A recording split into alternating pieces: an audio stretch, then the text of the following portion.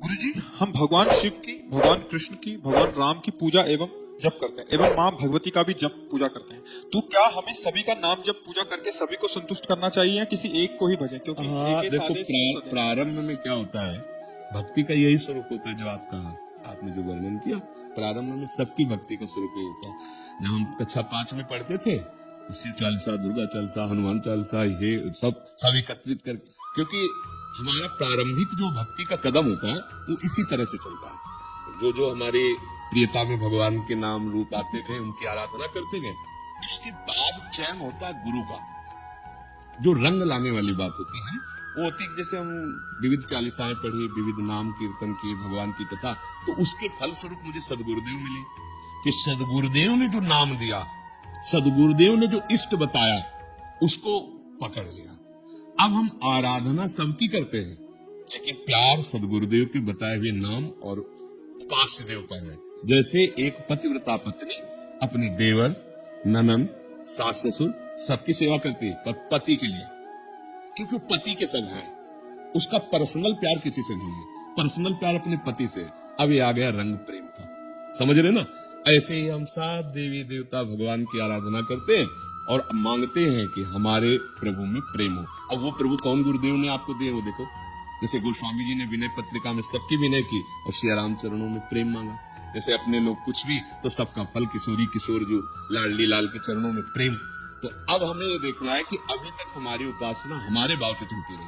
अब हमारे भाव का फल है गुरुदेव के भाव में हमारा भाव समाहित हो जाए, तभी वो सिद्धावस्था मिलती है। चाहे शिव बिरंच सम होई, गुरु बिनु भव निधि तरह कोई। तभी कहा तात स्वर्ग अपवर्ग सुख धरी तुला एकंग तुलनताए सकल मिल, जो सुख लव सत्स। एक क्षण में निहाल हो गए, अगर बात मान ले तो एक क्षण में निहाल हो गए कि आज तो माला माल हो गए, क्योंकि आज मुझे कोई वादा करने वाला तो मिला। वृंदावन में बैठ के वादा करे कि तुम डरो मत, पकड़ लो हमारी बात पकड़ लो, हो जाए। तो ऐसे जिससे हम भगवान के विविध नाम रूपों की आराधना करते हैं, वो व्यर्थ नहीं है, पर उसका फल होगा सिद्ध सदगुरुदेव की प्राप्ति। और सदगुरुदेव प्रदत्त मार्ग भगवान को अधीन कर लेता है। आप खुद हृदय में देखो, अभी प्रियता कहाँ है, प्रेम कहाँ है आपका? आप नहीं ढूंढ पाओगे।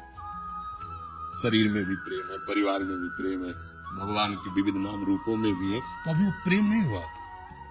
जब सबकी ममता ताग बटोरी, मम पद मन बानी, वो काम गुरुदेव करते हैं। तो भगवान से प्रार्थना करो कि आपसे बड़ा कोई गुरुदेव है नहीं, आप कृपा करके मुझे आदेश अंदर से करो कि मैं आपके किस नाम रूप में आसक्त हो जाऊं।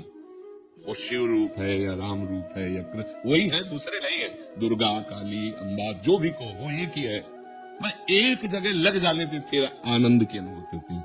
जैसे भगवती अम्बा पार्वती जी तपस्या कर रही थी भगवान शिव को पति रूप में प्राप्त करने के लिए हिमालय में। तो भगवान शिव ने उनकी प्रीति परीक्षा के लिए सप्त ऋषियों को भेजा। सप्त ऋषि आए, आतिथ्य सत्कार किया भगवती अम्बा ने, क्योंकि ऋषि महात्मा आए तो पा दिया। अम्बा से पूछा कि आप इतना कठोर तप कर रहे, सूखे पत्ते खाकर। अपर्णा, भगवती अपर्णा नाम से सूखे पत्ते भगवान शिव की प्राप्ति के लिए पा रही थी। सूखे पत्ते में क्या दम होती है? घोर तपस्या। तो उनका आप किस लिए इतनी कठोर तपस्या कर रहे हैं? तो उनका आप लोग हमारी बात सुनकर हंसेंगे।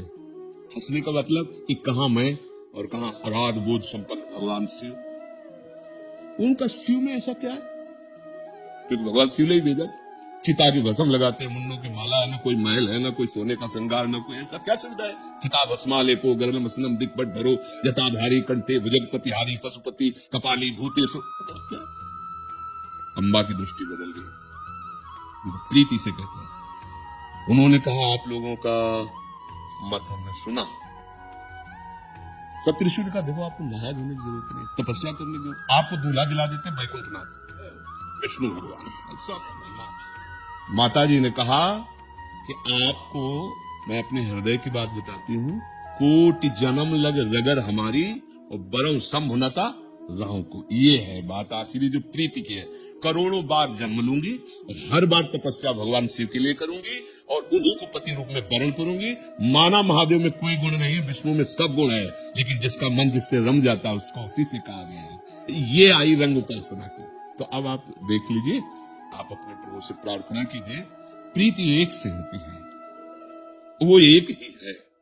तो जब तक हम नहीं जानते तब तक बहुत रूपों में उसका हम आराधन करते हैं, पर प्रीति एक से करके बहुत रूपों में उसकी भावना कर लेते हैं। जैसे गोपीजन श्याम सुंदर से प्यार करते हैं तो कहने जित देखो तित श्याममयी, अब कोई दूसरा नहीं, जिधर देखते हो श्याम सुंदर ही श्याम सुंदर नजर।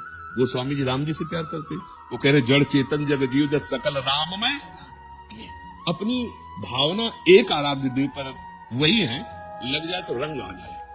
अब ज्यादा समय तो नहीं रहा, अब जीवन का ज्यादा समय तो नहीं है, तो अब रंग आना चाहिए। अब प्रभु का कोई एक नाम रूप पकड़ लो, उसी में डूब जाओ। हाँ, एक नाम रूप में कोई प्रभु का पकड़ लो।